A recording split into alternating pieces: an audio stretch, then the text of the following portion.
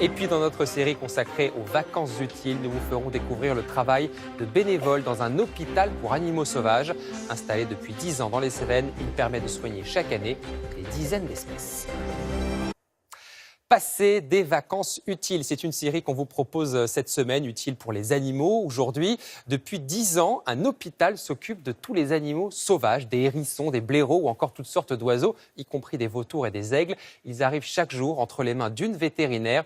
Heureusement, elle est aidée de bénévoles qui viennent donner beaucoup de leur temps parce que le travail ne manque vraiment pas. Reportage à La Roque, dans les Cévennes, Florence Bouquilla et Mathieu Drejoux.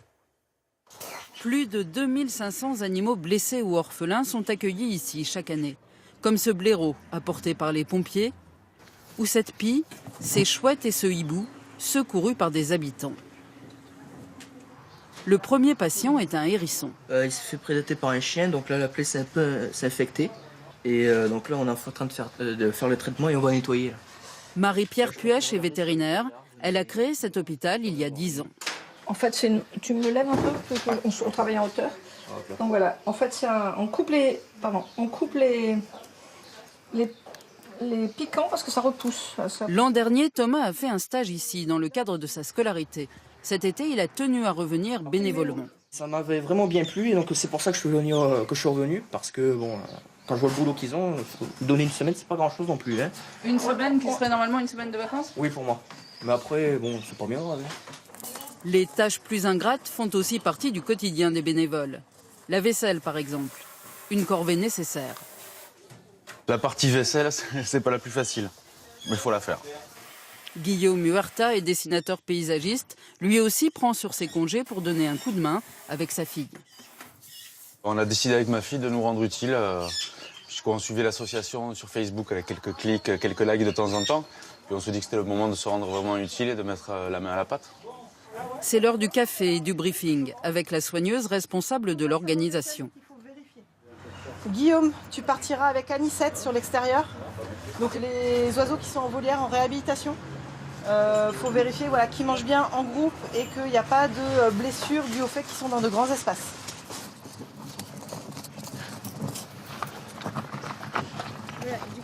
Ambiance feutrée dans la volière des chouettes-hulottes et des hiboux petits-ducs.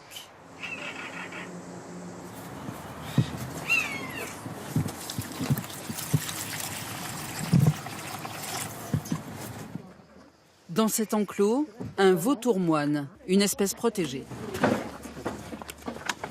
Il s'est fracturé une aile et ne peut plus voler. Du coup, ses pieds se sont infectés. La vétérinaire le surveille de près. On va l'endormir à la clinique sous anesthésie gazeuse pour pouvoir contrôler les deux pieds.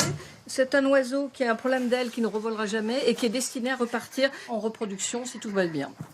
Utile pour la reproduction de l'espèce, à condition de pouvoir le guérir. Le vautour ne doit pas être totalement endormi. Tu prends le haut et moi je tiens les pattes. Impossible donc de le soigner sans l'aide des bénévoles. Voilà, tu vois, tu me tiens bien. Je tiens la base aussi. Tu me tiens pour pas que je coupe l'oiseau. Voilà, et tout l'intérêt d'accueillir des jeunes comme ça en volontariat et en bénévole, c'est aussi qu'ils touchent le vrai, quoi. Et on n'est pas dans du plastique ou de la théorie.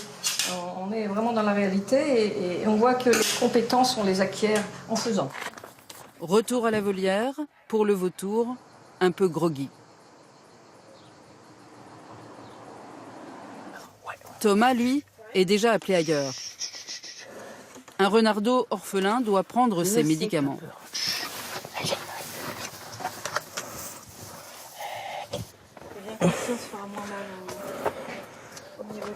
Alors, pour tous les renards. Tiens. Non, bien. Les comprimés sont ressortis. Ok, on recommence. On peut pas lui gaver direct. Ah mais non, il a des dents. Non, il a des dents. C'est un renard. Oui. Le renardeau a sans doute été heurté par une voiture. Quand il aura grandi, il sera relâché dans la nature, comme tous les animaux soignés ici. C'est pas non plus un jeu, c'est pas pour se faire plaisir à soi. Certes, c'est un plaisir de s'en occuper, de le soigner, mais c'est pas non plus. Ça ne doit pas non plus devenir notre dada, comme on caresse le chien, comme on caresse le chat. C'est pas faire des câlins à l'animal.